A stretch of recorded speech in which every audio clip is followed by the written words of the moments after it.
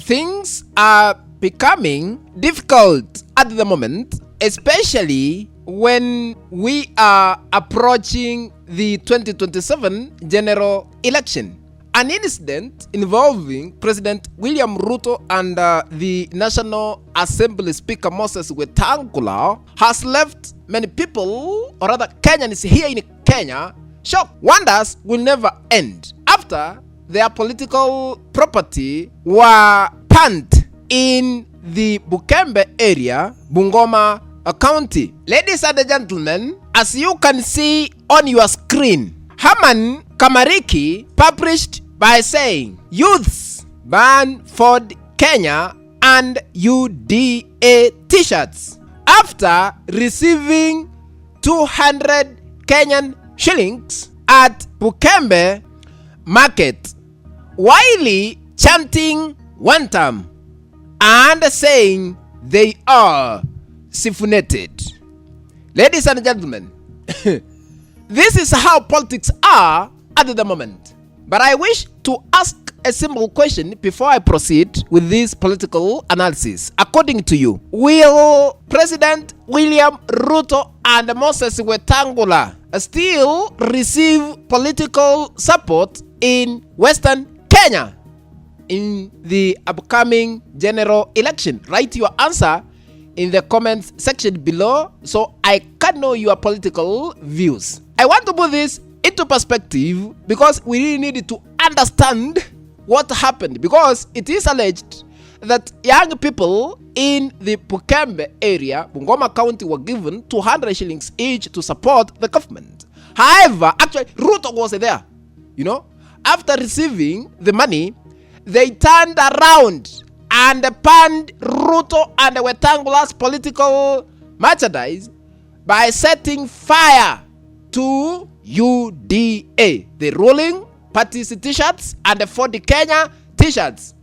The party associated with the National Assembly Speaker Moses Wetang'ula, they chanted one time, Kasongo, one time, while declaring that they support Sifuna. Ladies and gentlemen, before I proceed, as you continue watching this clip, please hit the like button.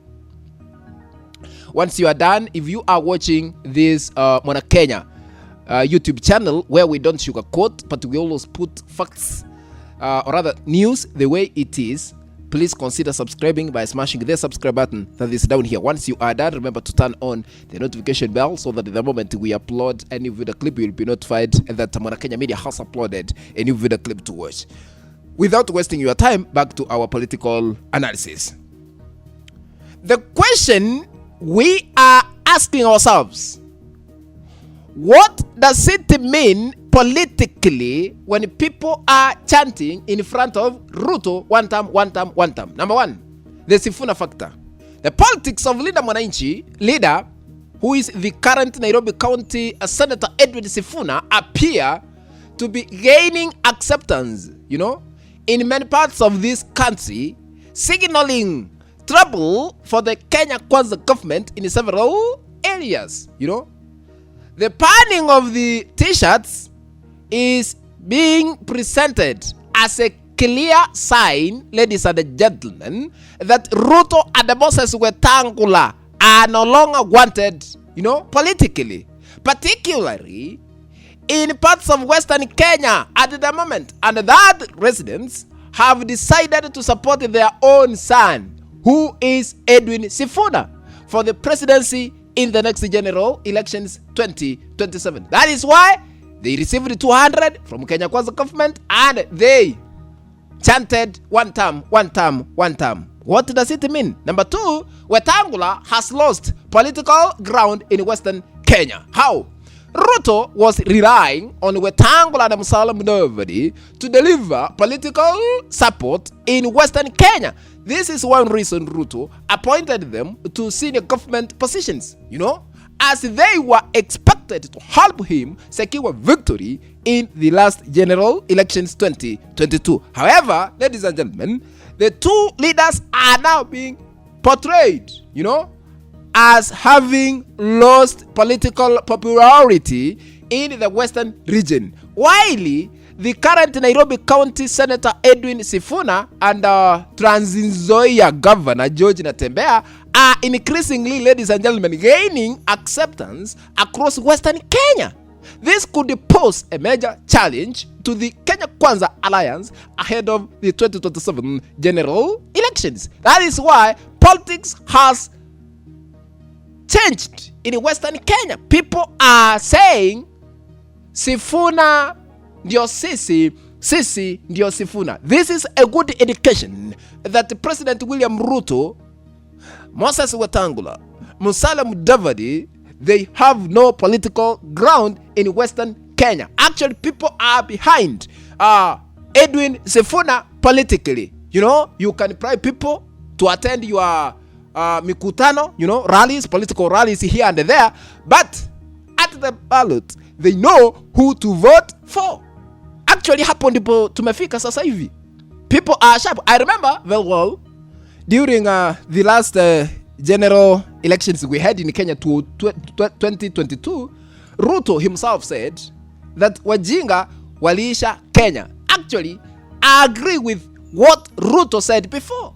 You can use all means to secure political support, bribing people, but at the end, you will be betrayed. You know? I think you can remember what happened about 3, if not 1 month ago, when we had a by-election in Ole Kalau. The government, through UDA political party, distributed money. You know? They supplied blankets, mattresses, gas cylinders, expecting their own UDA candidate will be voted for that parliamentary position. But Rigathi Gachagua, who is in opposition side, managed, you know, to win against the government. This indicates that Kenyans are sharp, Kenyans are clever, Kenyans cannot be bribed, you know. Ladies and gentlemen, I want to ask a simple question. According to you, will the current president, Ruto, and Moses Wetang'ula still receive political support in Western Kenya in the next general elections? Write your answer in the comment section below so I can know your political views according to this equation. Ladies and gentlemen, if you are watching for the first time, I have a request. Please consider subscribing by smashing the subscribe button that is down here. Once you are done, remember to turn on the notification bell so that the moment we upload any new video clip, you will be notified automatically that Mwana Kenya Media has uploaded a new video clip. Remember to share our content. Always to have WhatsApp groups and on Facebook. That is the only way we can continue building this channel of ours, Mwana Kenya Media. Thank you very much, ladies and gentlemen. Let's meet in the next video. Bye-bye.